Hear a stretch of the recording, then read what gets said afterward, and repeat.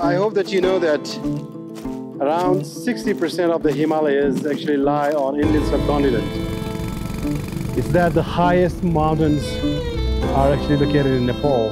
So it stretched right from Burma all the way up from the Seven Sisters to Sikkim, Darjeeling, and then the western Himalayas starts from Uttarakhand, Garhwal, Himachal, Punjab, Dhaladar, stretches further up to the Pakistan border. So, and then the northern, oh yeah, fuck. Peace. Peace is what we come for. Peace is what we want. If you think that India has hundreds of places or the mountains which are unclimbed, unnamed, untouched, so if you're looking for an adventure that you think that you want to just get lost somewhere, I think Indian subcontinent is one of those places where you want to be. You can easily spend months riding around or hiking around or climbing. It's an adventure, especially, like, you know, it's just, you name it and you do it, and it's just from the bustling chaotic cities to the serene Himalayas, and it's everything is here. Break from the chaotic cities and the chaotic life, and here you are in your overnight tented accommodations in the middle of nowhere. You want to have a towing cable?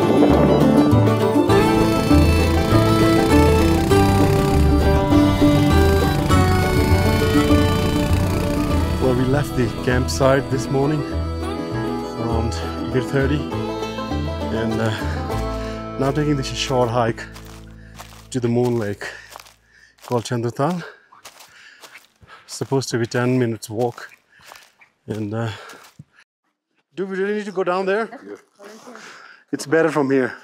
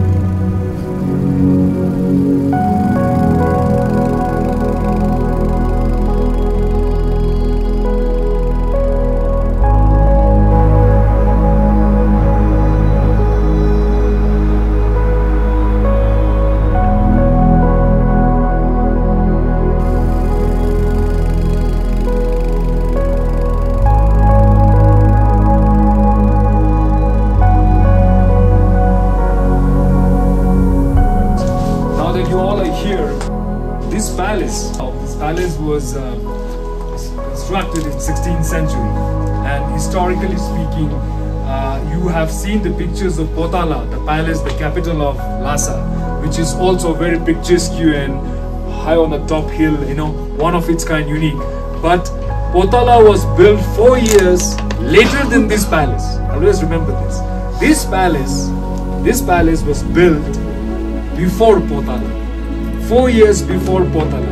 So this place was one of its kind in whole of Trans-Himalaya and Tibetan Plateau. It is only after this palace, alright, that then later many of such kinds replica of it was started building. And it was built by a person called Chandan Ali Singhe. You see, there is a Buddhist and Muslim and Hindu name by one person, alright, Chandan Ali Singhe. You understand? That speaks of another cultural influx. Why his name is that. He built it. It is 9-story. So you have first, second, third base. They have a servant. The fourth storage, servants. Then fifth is the audience. Sixth is where the king and queen used to sit. Then the eighth one there is, you see, it has its own prayer halls, the chapels. And then you have the roof. Then on the top of the roof, in the ninth you have Lato. Lato is what every house in the Ladakh you have. The Lato is where the spirit resides, you know, the deity, where you have all the juniper and white scarf, you know, tied around.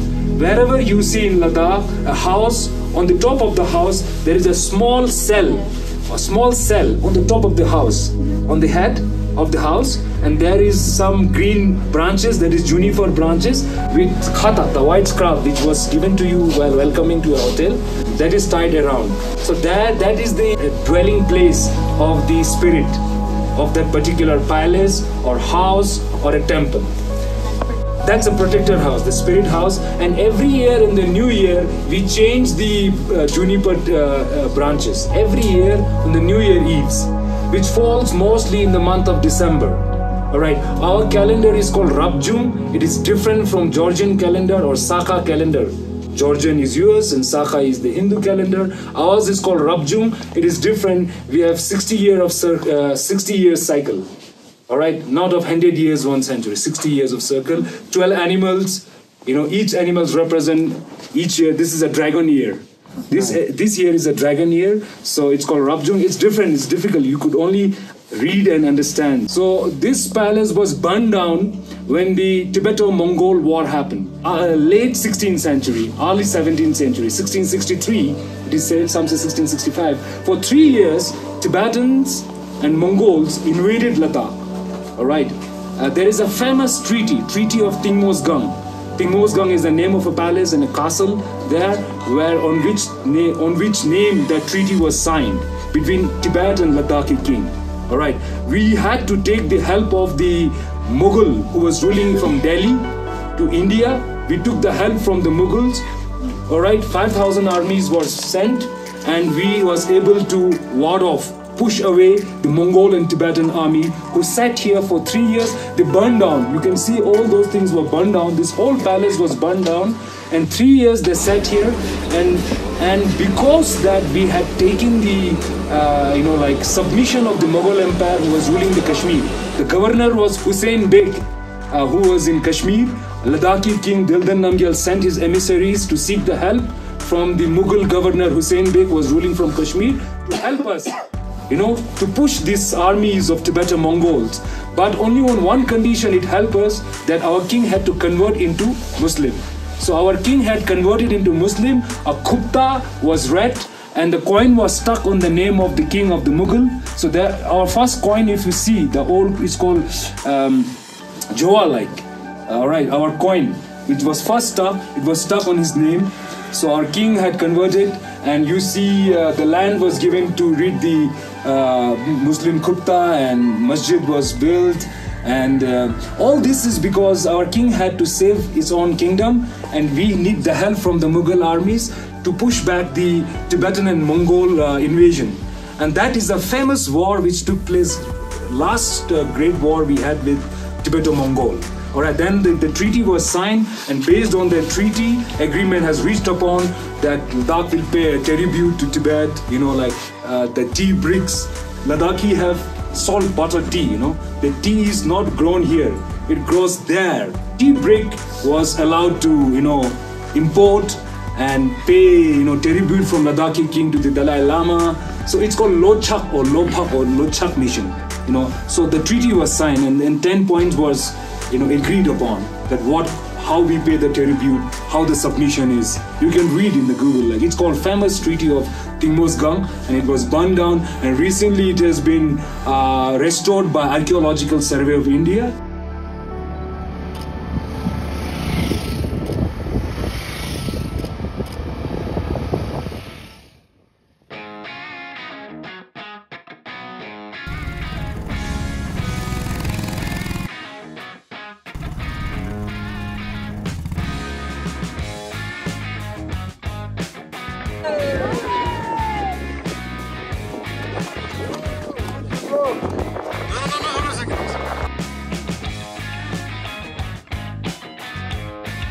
And then we went up to, on the way, we went up to Khardungla as well. That's one of the highest mountain passes on the planet.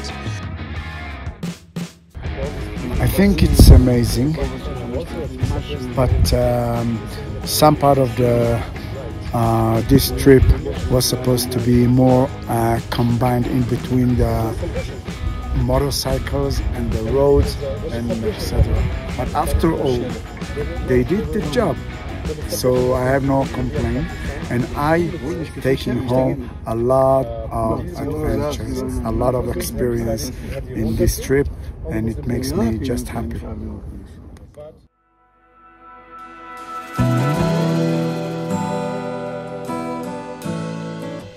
You know, when you sum up this whole experience,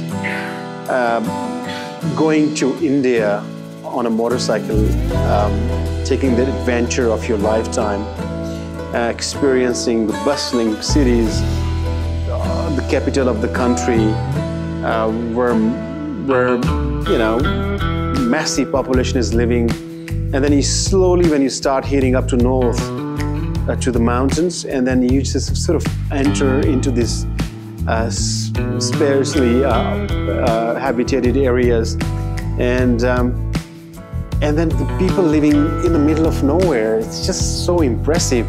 And the the monasteries and the temples, like what people were doing up there like 1,000 years back. You know, it's not a newly migrated population there. They have been there for 1,000 years, and they have gone through that whole ruggedness and the harshness of the climate and Mother Nature, and they survived, and they actually built these iconic monuments, which we actually still cherish today, and they are living monuments, and I mean, people living there.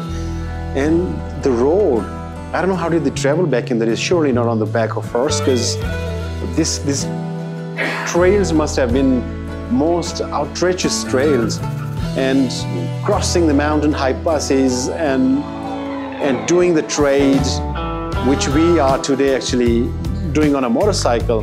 So it's not just that, you know, you are taking motorcycle and you're riding it in the middle of nowhere and the roads are magnificent, but these roads have got histories. Before we jumped on the motorcycle, before they started to actually ride the horses on those trails, there were people actually walking on those trails, and they slowly have turned into the roads now. So the entire experience is out of the world. I think this is one of those rides where you experience everything in one sort of in 2 weeks of time, and you get lost into that riding in a way that, you know, you sort of lose concentration that how much is happening in a day. There's not a one iconic thing happening in a day so that you can remember.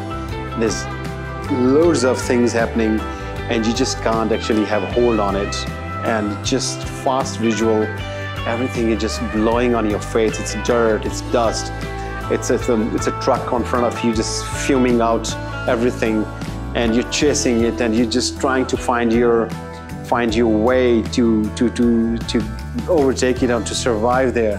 It's a whole race. It's a race. It's a race to enjoy the life. It's a race to have the adrenaline rush in your body. It's a race to check yourself. You're throwing yourself into that adventure. It's a race that you're actually racing on your own pace. And your adventure, your race, your travel, and yeah, we are here to make it special, I think, I would say. This bike has been crashed multiple times. Can't even count the numbers. Whose bike is this? Listen, ball. The crasher. Yeah, laugh at me, it's okay, laugh.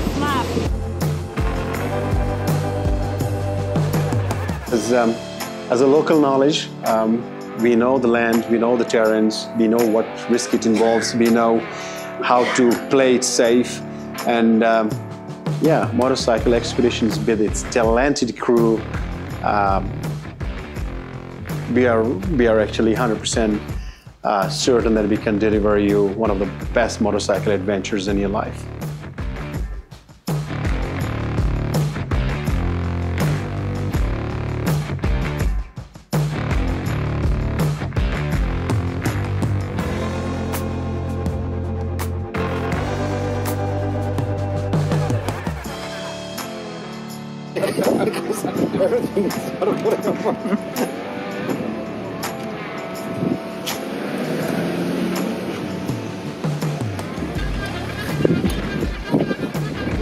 happened to your bike? I decided to break walls, to go through walls. By the end of the trip, it's going to be a new bike. New handlebars, new mirrors, new shoes, everything new. What can I do? Yeah. Inban, I want to switch with them. What is it called? Tata Nano. Tata Nano. Yeah.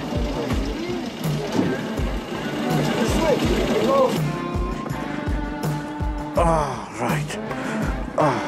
I was trying to fly to the sky.